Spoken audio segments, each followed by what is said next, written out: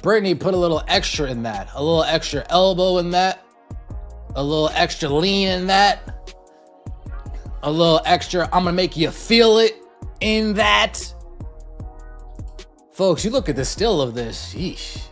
You see Brittney, you look at the still, you see Brittney Griner's elbow extending. That moment of physical contact was far more than an ordinary basketball play.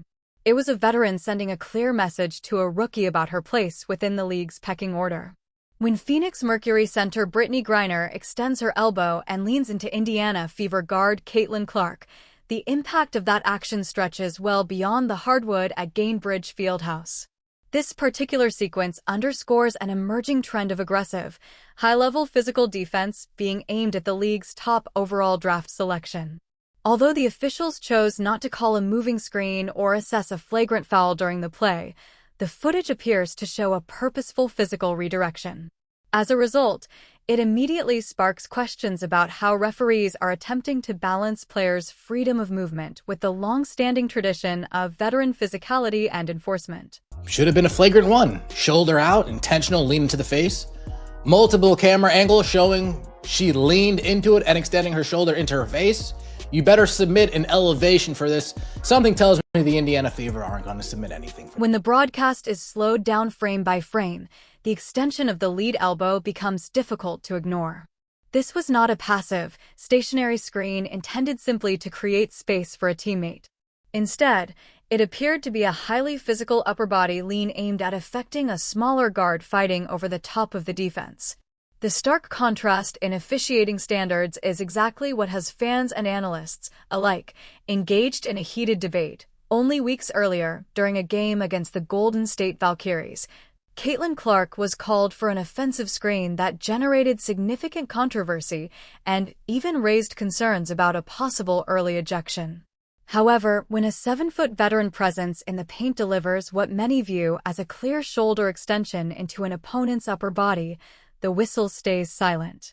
This perceived inconsistency has fueled arguments that a double standard may exist in the way officials enforce spatial freedom and player movement, particularly when contact is initiated by athletes with different levels of status and experience within the league. God damn.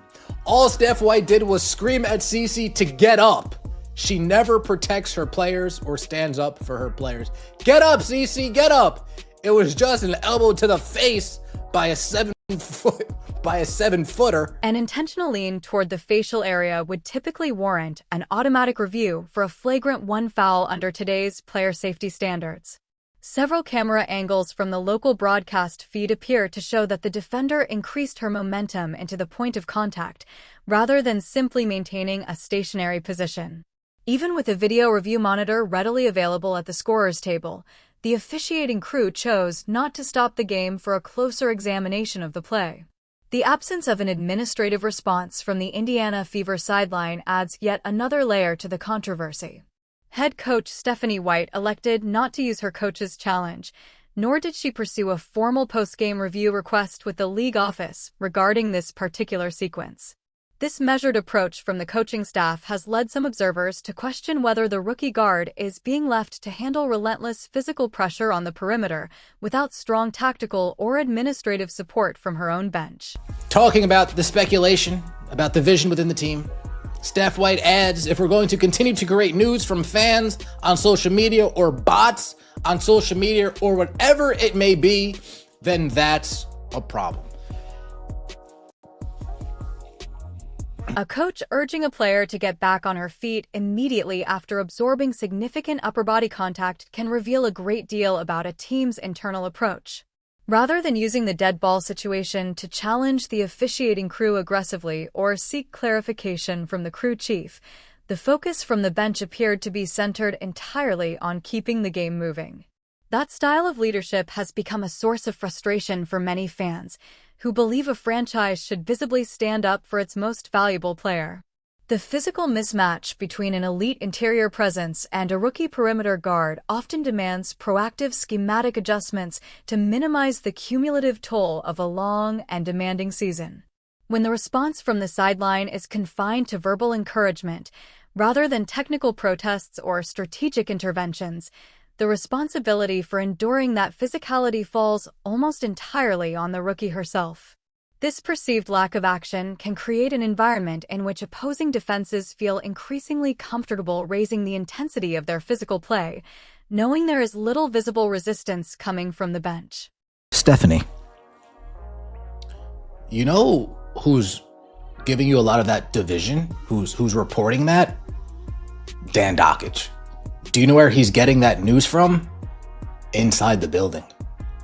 He's getting that news from Lynn Dunn. He's getting that news from Kelly Krauskopf. He's getting that news from Amber. The tension is no longer limited to the physical battles taking place on the court. It has now extended into post-game press conferences, where the relationship between the team and the media is showing increasing signs of strain. When a head coach publicly attributes perceived division to social media narratives, online content creators, or automated internet accounts, it often reflects a defensive stance regarding the state of locker room chemistry. Team unity is rarely disrupted by outside commentary alone, unless those narratives resonate with concerns that already exist internally. Brushing aside organizational questions as nothing more than internet noise risks ignoring the deeper pressure points facing a team that operates under an unprecedented level of media scrutiny. The truth is that the perception of division is not simply an external invention. Rather, it reflects the challenges associated with blending a historically significant rookie class with a group of established veterans who are already deeply rooted within the league's culture and structure. If you can't handle that, if you don't like that, well, maybe you need to talk to your higher-ups. Grow some cojones. Talk to your higher-ups and say, hey, why are you feeding all this information to people not involved with the team?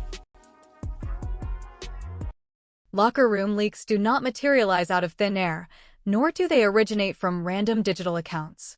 When prominent regional sports journalists begin reporting specific instances of internal friction, they are pulling from verified sources sitting directly inside the executive offices. Music, longtime basketball insiders are receiving detailed briefs regarding personnel disputes, structural disagreements, and strategic division from high-ranking front office members. This indicates, Music, that the true source of the organizational divide isn't the credentialed media asking tough questions in the press room, but rather the internal stakeholders who are managing the team's long-term direction. When executive leadership figures feed sensitive operational details to external commentators, it exposes a deep-seated lack of alignment between the front office, the coaching staff, and the players on the floor. If a franchise cannot control its own internal communications, it cannot expect to project unity to the public.